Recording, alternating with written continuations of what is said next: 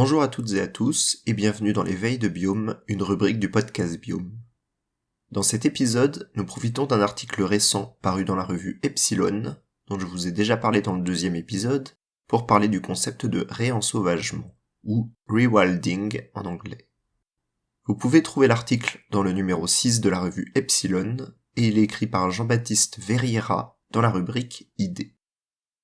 Il rappelle que le concept est né dans les années 1990. Le mot « rewild » a d'abord été utilisé par une journaliste américaine, Jennifer Foote, dans un article du Newsweek.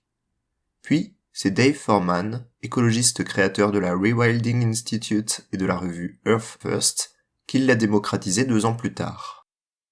Aujourd'hui, un certain nombre d'écologues et d'écologistes prônent le réensauvagement, et nous allons voir à quoi correspond ce concept.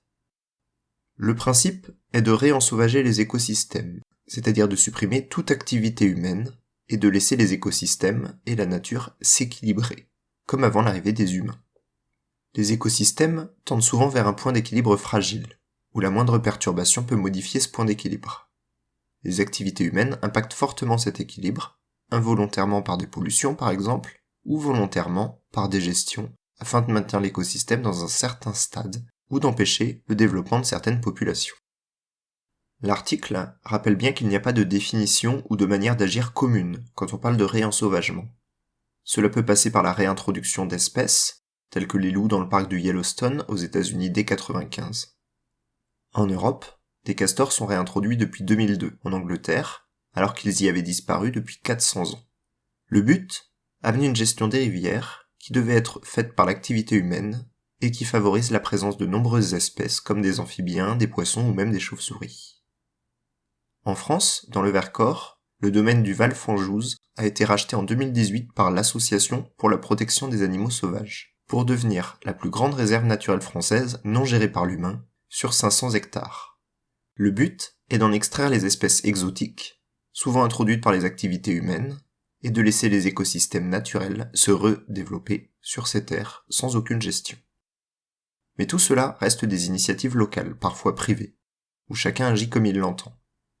L'article explique donc que depuis 2017, une équipe de chercheurs tente de définir une pratique qui pourrait devenir commune à la demande de l'UICN, l'Union internationale pour la conservation de la nature, dont je vous ai déjà parlé plusieurs fois dans Biome.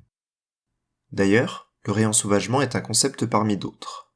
Les gestionnaires de réserves ou de milieux les gèrent afin de préserver les espèces qu'on dit déterminantes ou patrimoniales. Je vous renvoie à l'épisode 21 de Microbiome pour comprendre ce vocabulaire.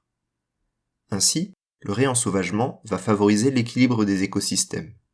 Mais certaines espèces, pour être préservées, ont davantage besoin de milieux ouverts, ou plus généralement, d'écosystèmes dans des stades plus précoces, des prairies, des forêts, donc souvent d'une gestion humaine. L'article termine d'ailleurs par une idée avancée par l'équipe travaillant sur la demande de l'UICN.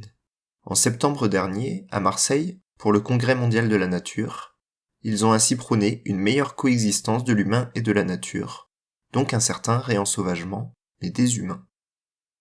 Finalement, c'est probablement un mélange de milieux réensauvagés, d'autres gérés, mais surtout du respect des milieux et de la biodiversité, qui permettra la préservation de la nature et limitera autant que possible la 6e extinction d'espèces que nous vivons actuellement. J'espère que ce nouvel épisode vous a plu, que vous avez bien compris le concept. La semaine prochaine, nous parlerons d'une espèce de lézard à Taïwan, dont la survie dépend de son déplacement avec la luminosité. Vous verrez ça. Bonne fin de semaine et à bientôt dans Biome.